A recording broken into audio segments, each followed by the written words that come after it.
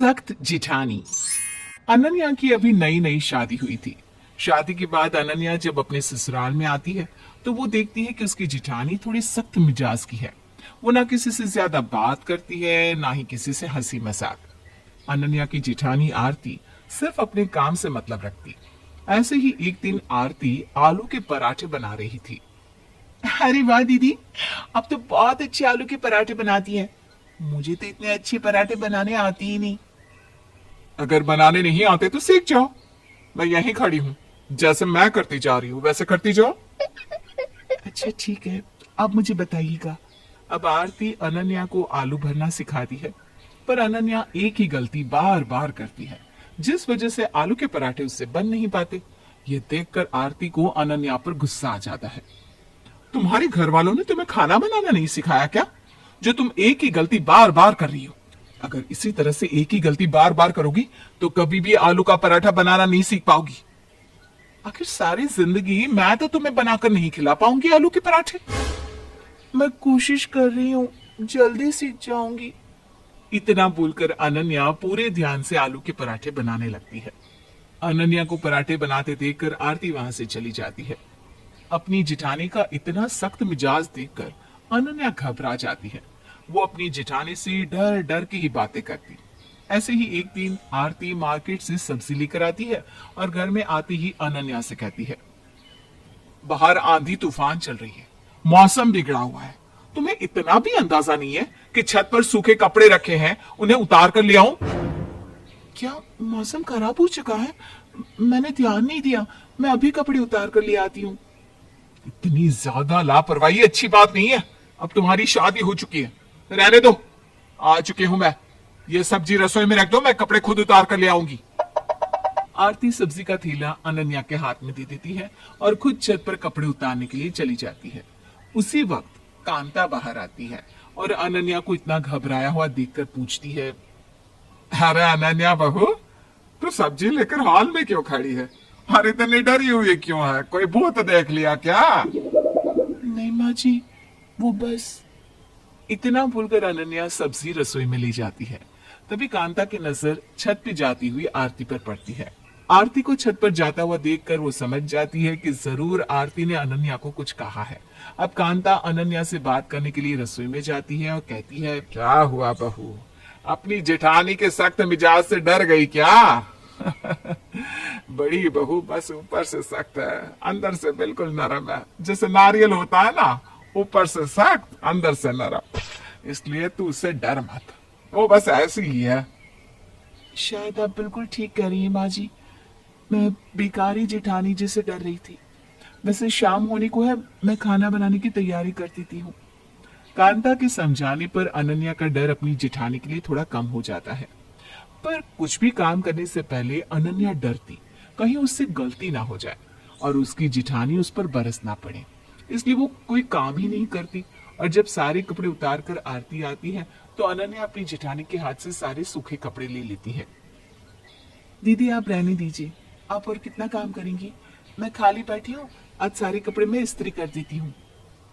ठीक है, अगर तुम इतना ही बोल रही हो तो आज तुम इस्त्री कर लो, और ध्यान से इस्त्री करना। इतना बोलकर आरती हॉल में बैठकर टीवी देखने लगती है और अनन्या कपड़े प्रेस करने लगती है। अपनी जेठानी को आराम से टीवी देखते हुए देखकर अनन्या मन ही मन खुद से कहती है, सही कह रही थी माँ जी, ये बस दिखती सख्त मिजाज की है, पर है नहीं।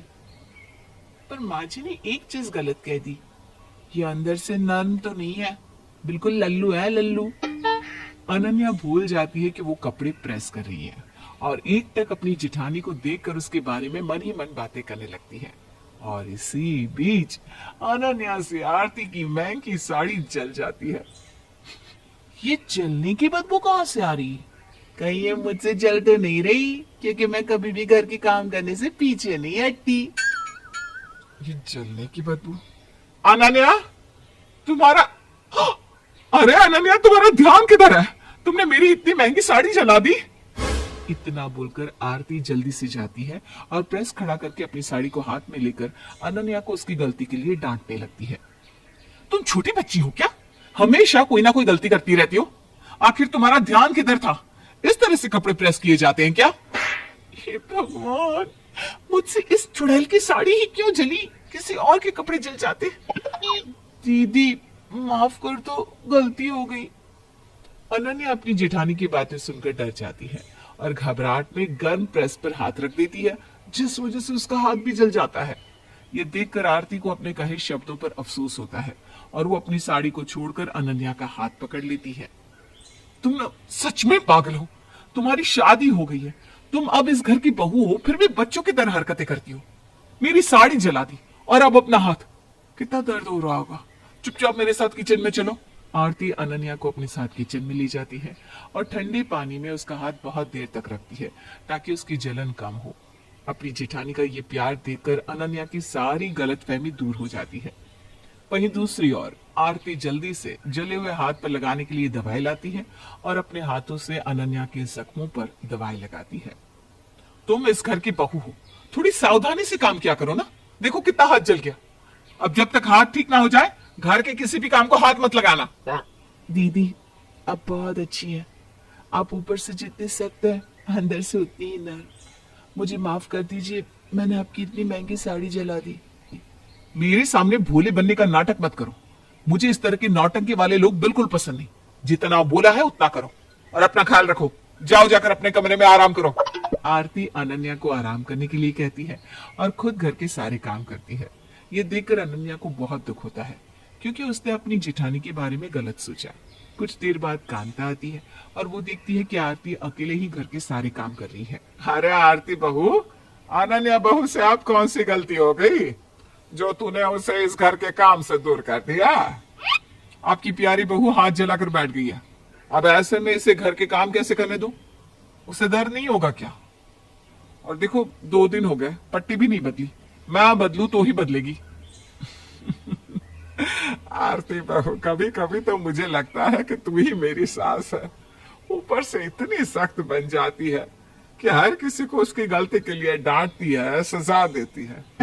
पर यही घर में किसी को जुकाम भी हो जाए तो तेरी सांसें अटक जाती है। देख रही है ना कैसी है तेरी जेठानी? जी माँ जी, देख रही हूँ। इतना बोलकर अनन्या और कांता आरती के ऊपर हंसने लगते हैं।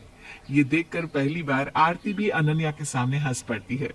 आज पहली बार अनन्या ने अपनी जेठानी की हंसी देखी थी और ये देखकर उसे बहुत खुशी होती है।